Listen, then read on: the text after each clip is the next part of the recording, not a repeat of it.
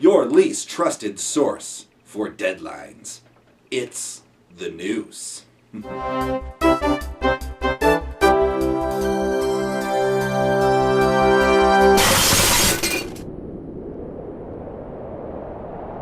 Our top story tonight comes to us from Montenegro. Milo Bogisic paid cash for a casket at Palma Funerals in Bogorcia before he wrote out his obituary and climbed into the coffin. He then put a gun to his head and pulled the trigger.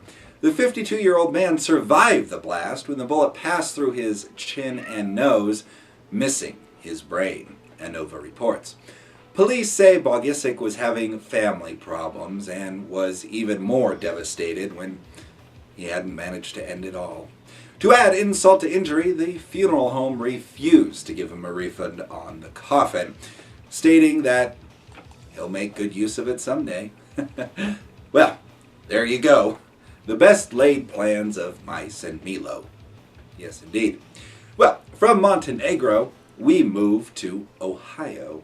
An Ohio man was arrested on a charge of felony domestic violence for putting a 3-year-old child in a clothes dryer and turning it on. Jamal E. Bailey, 40, was also charged with a misdemeanor count of child endangerment, the Zanesville Times Recorder reported. Guernsey County Sheriff's deputies were responding to the home in Cambridge, about 80 miles east of Columbus, for a well-being check, when they found the boy had been placed in the dryer as a form of punishment. Bailey's relationship to the child was not immediately clear. Deputies did not find any visible injuries to the child, but Guernsey County Children's Services were called to follow up. It is unclear if Bailey had obtained a lawyer. He was convicted in 1999 of domestic violence for assaulting a 5-year-old family member, the Times Recorder reported. Well, I suppose they should add child laundering charges to his rap sheet, huh? Child laundering?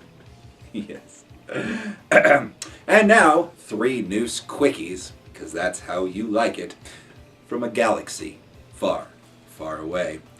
In November 2011, Ricky Latouche, 30, was convicted in England's Preston Crown Court of killing his wife in a rage over having allegedly destroyed the Darth Vader and Luke Skywalker memorabilia that he had collected since childhood.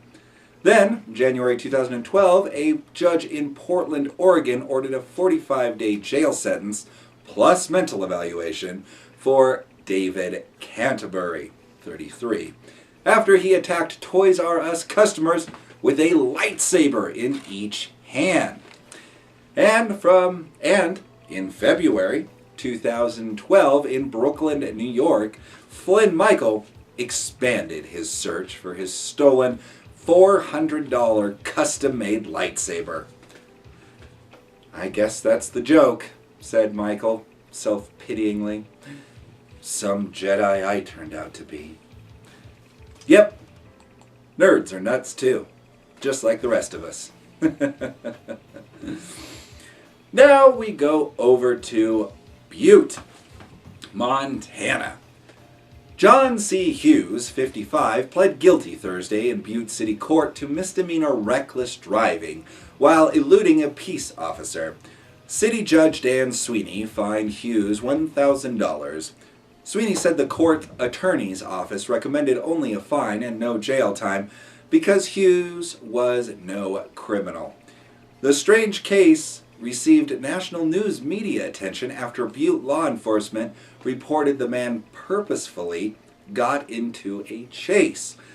The chase started about 3:25 a.m. Thursday in town and continued onto the interstate at speeds of more than 100 miles an hour. Police used stop sticks to deflate the tires of the man's 2007 Nissan Xterra. Wow, I didn't know an Xterra could go 100 miles an hour. Anyhow, just west of Rocker before he finally stopped. He was arrested without further incident. Police said the driver was sober, had no drugs or contraband on him, and wasn't wanted by police. When asked why he started the chase, Hughes said, "I just always wanted to do that," according to the police report. Well, there you go. That's right. Let this man be a beacon for you.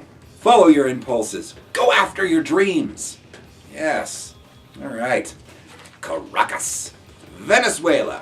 Hundreds of artists and aficionados were in Venezuela for a body art expo.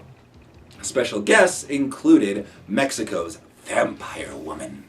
98% of her body is covered in tattoos. She also has prosthetic fangs and platinum implants in her forehead. The vampire woman was not something I had thought of.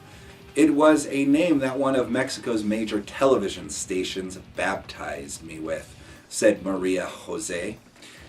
It doesn't necessarily bother me because it had helped me transcend to a new level. Yes, I do like vampires, but they are only a dream, a fantasy. What says you, woman? Huh. Well, in a previous interview, the 35-year-old has said she altered her image as a form of self-expression after being the victim of domestic violence in a former marriage. And she's not finished yet, kiddies. The 35-year-old claims that she wants even more horns implanted. Tattoos were a form of liberation for me, my way of being immortal. And the horns I have are a symbol of strength and were implanted without anesthetic, she told The Sun. Well, I mean, I've got to give her artistic merit. It's pretty cool looking, though. I can't help but wonder, will those horns get all, like, saggy when she's 90? Yeah. And now, to end this news on a happy note. This story stars another vampire woman, this one from Sweden.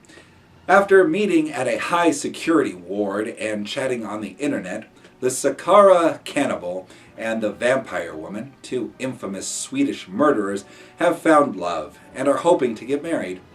We got together on November 13th. Do you want to be my girlfriend? He asked on MSN. Then we decided to get engaged, which we did on December 9th. The vampire woman, Michelle Gustafsson, told Expressen. The couple are fellow inmates at Karsuden's psychiatric facility near Katrineholm in eastern Sweden. They are both being treated for highly unusual crimes. Well, those are the best kinds of crimes, aren't they, kiddies? Making huge headlines in Sweden. Gustafsson is convicted of the murder of a father of 4 in Stockholm in 2010. She stabbed him to death with a knife, but claims she does not remember the incident at all. On her personal blog, she had written about killing people on the Stockholm Underground and published pictures of herself as a vampire with a bloodied mouth, brandishing a knife and a power saw, according to the paper. Isakin Johnson, or the Sakara cannibal, was convicted in March 2011 of the gruesome killing of his then-girlfriend. Johnson cut off her head and other parts of her body, which, some of them, he ate. Hence the name cannibal. Makes sense now, doesn't it? Yes, Johnson showed no remorse during his trial and was found to suffer from severe mental illness by a court-ordered psychiatric evaluation. He couldn't explain why he had killed his girlfriend. That's something I also wonder about. I trust the doctors. There was no motive whatsoever. We were a couple with a future together. I never felt this way about a girl before, he said during the trial, reported Expressen at the time. Being inmates of the same facility, the unlikely couple found each other and, well, spent a lot of time on an internet chat room. Now they want to get married. I love Michelle. I've never met anyone like her. I'd like to lead a non-criminal life, said Johnson to Expressen. Johnson told the paper that he really had felt no compunction to eat his ex-girlfriend, but only did so to seem sick and get psychiatric treatment instead of jail time. The couple don't know when they will be released from the clinic, as they are both serving non-fixed sentences there. According to the clinic, there are inmates who have spent more than 20 years within its walls. Despite this, the couple are looking forward to living together at some point. We want to get to live together, keep dogs, and spend time doing our hobbies, piercings and tattoos, said Gustafsson to Expressen. Is there anything more magical than love? Yes. Well, that's the end of the news. Remember, truth is far stranger than fiction. Stay insane out there.